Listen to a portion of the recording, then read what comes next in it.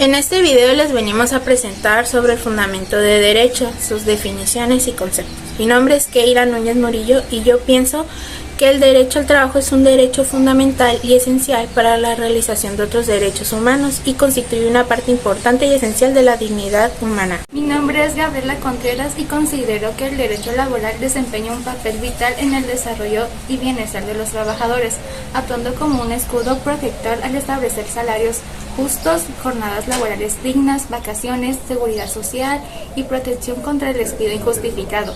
Sin estas regulaciones, los trabajadores serían vulnerables a la explotación.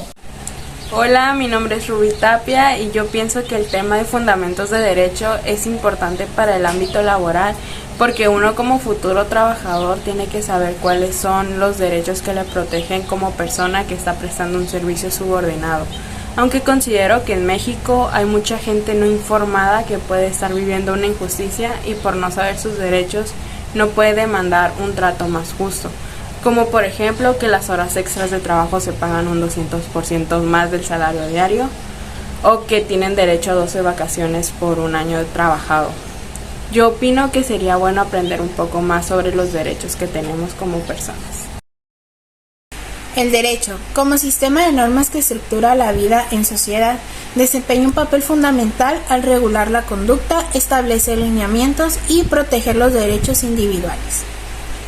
Su existencia es crucial para evitar el caos social, si bien surge como una garantía de igualdad y la promesa de justicia, es una razón primordial para su aplicación.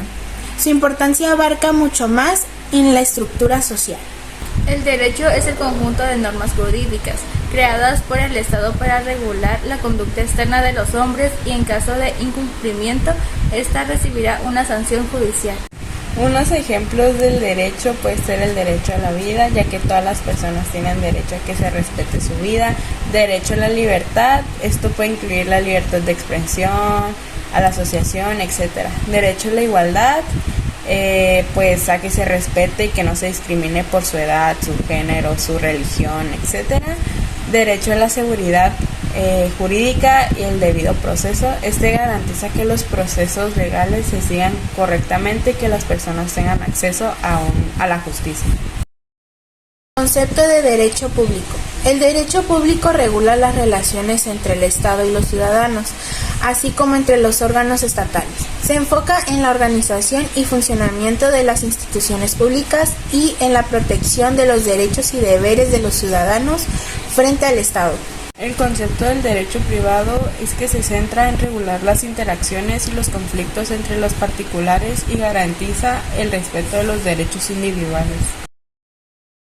Ramas del derecho público y su aplicación. El derecho constitucional se define como el conjunto de normas relativas a la estructura relevante del Estado, a las funciones de sus órganos y a las relaciones de estos entre sí y los particulares. Aplicación. Define los límites del poder del Estado, define los derechos y garantías de las personas. Derecho administrativo. Se encarga de regular la administración pública, la organización y las actividades del Poder Ejecutivo. Aplicación. Administración pública, los ciudadanos, empresas u otros entes. Derecho penal. Es el conjunto de normas jurídicas de la rama del derecho público, cuyo objetivo principal es la prevención del delito. Su aplicación es a través de un sistema de normas que definen los delitos, las penas y las medidas de seguridad. El derecho procesal es el conjunto de normas jurídicas de la rama del derecho público que regula el aspecto judicial del Estado, las relaciones entre los gobernados y los juzgados, la instancia y los tiempos que llevan el proceso judicial y sus procedimientos. Aplicación. Administración de justicia para regular los procedimientos que se deben de seguir para resolver los conflictos. Derecho internacional público. Es un conjunto de normas jurídicas que regulan las relaciones, los actos de comercio y los derechos fundamentales entre distintos países. Aplicación. Entre países y en las relaciones jurídicas internacionales de ciudadanos. Derecho fiscal. El derecho fiscal es el conjunto de normas jurídicas de la rama del derecho público que estudia y regula los ingresos que percibe el Estado para cubrir los gastos públicos. Aplicación. Su aplicación es a través de leyes y reglamentos que establecen los impuestos que deben de pagar tanto los ciudadanos como las empresas. Ramas del derecho privado. Una de ellas es el derecho civil, que se ocupa de las cuestiones que afectan a la persona privada, desde su nacimiento y relaciones familiares hasta su fallecimiento y sucesión. Otra es derecho mercantil, conjunto de normas que regulan a las personas, las relaciones y los actos que tienen que ver con el comercio. Derecho internacional, este consiste en el conjunto de normas que regulan las relaciones legales entre individuos o entidades privadas originarios de dos o más estados distintos. Características del derecho. Bilateralidad. Se refiere a que así como imponen derechos, también los conceden al individuo. Esto quiere decir que requieren de la interactividad de dos o más personas para ser efectivas. Exterioralidad. La norma jurídica toma en consideración la adecuación externa de la conducta como el deber estatuto de la norma, sin importar si hay o no hay intención. Heteronomía. Es un término utilizado para describir la voluntad que no es propia del sujeto, sino que sigue en voluntad de un tercero. Es decir, que esta característica ocasiona que un sujeto siga una ley que no es generada por él mismo. Es el autónimo de una autonomía. Coexistibilidad. Consiste en que la norma puede ser cumplida incluso en contra de la voluntad de la persona. En otras palabras, el Estado tiene la posición de aplicar una norma y una sanción a través de la fuerza física, si el involucrado se niega a cumplirla. Todas las personas están conscientes de que una sanción es un daño que proviene de un incumplimiento de una norma, por lo que todas tienen una sanción y un deber de ser aplicadas, depende del caso. Las fuentes formales del derecho son el origen de las normas jurídicas y constituyen los fundamentos a partir de los cuales se crea, se interpreta y se aplica el derecho en una sociedad. Establecen principios o reglas que rigen la convivencia, posibilitando garantizar justicia y cumplir el orden y la seguridad en un país. La legislación en México es importante ya que esta permite hacer la creación de leyes que ordenan la vida cotidiana, protegen los derechos humanos y garantizan la justicia. Para la aprobación de estas leyes, conocidas como leyes secundarias, se requieren más del 50% de los votos de diputados y senadores presentes y votantes en cada Cámara del Congreso de la Unión. Para la aprobación de la reforma a la Constitución, se necesitan al menos 66.67% de los votos, 2/3 partes de los diputados y senadores presentes en cada Cámara del Congreso de la Unión. Además de esto, la reforma debe de ser aprobada por la mayoría de las legislaturas de los estados, es decir, al menos 17 de las 32 legislaturas estatales. La jurisprudencia es un conjunto de decisiones y criterios que los jueces utilizan como guía para resolver casos similares. En México, la jurisprudencia judicial se refiere a la interpretación de la ley que hace la Suprema Corte de Justicia de la Nación. Esta interpretación es obligatoria para los demás jueces y tribunales del país. Un ejemplo de la jurisprudencia en despido injustificado puede ser el siguiente.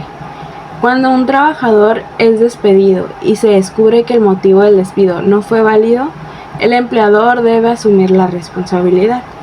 Por ejemplo, si un trabajador fue arrestado y suspendido de su trabajo debido a una acusación y posteriormente es absuelto por sentencia que firme que declara, mejor dicho, su inocencia, al presentarse ante su empleador para incorporarse a su trabajo, este se niega a admitirlo nuevamente.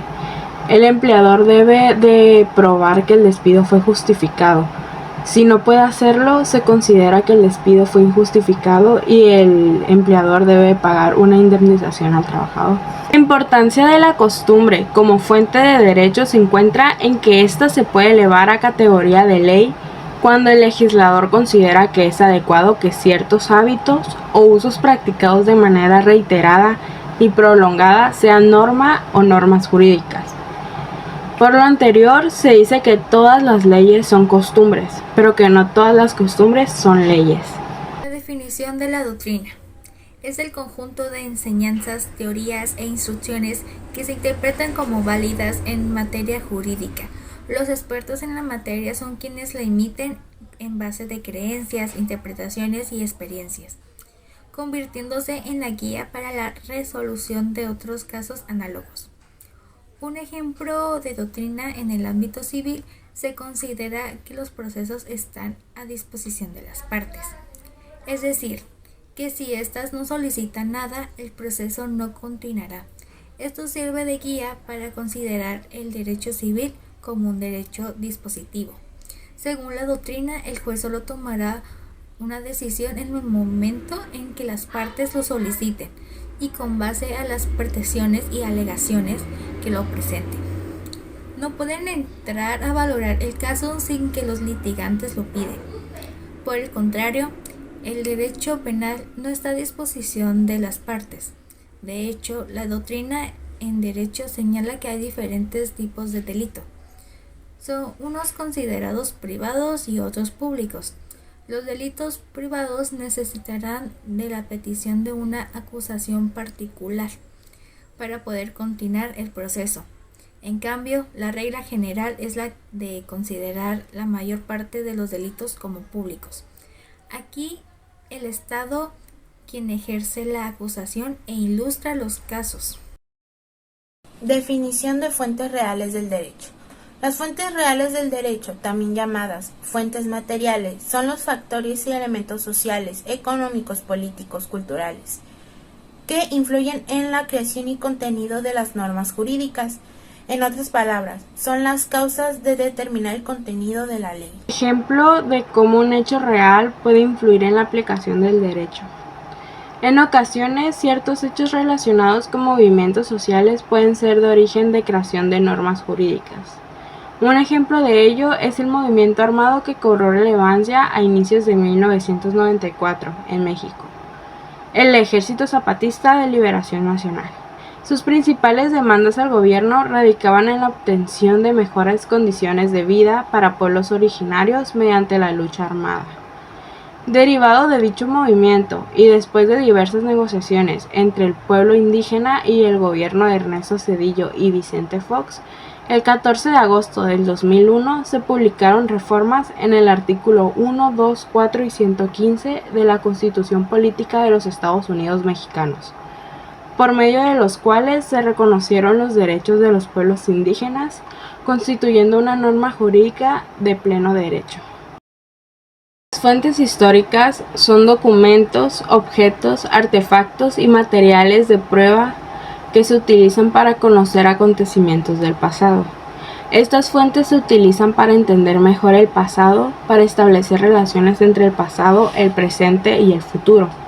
Las fuentes históricas pueden clasificarse en dos grandes grupos: las fuentes primarias y las fuentes secundarias. Las fuentes primarias son materiales directamente relacionados con el tema que se está estudiando.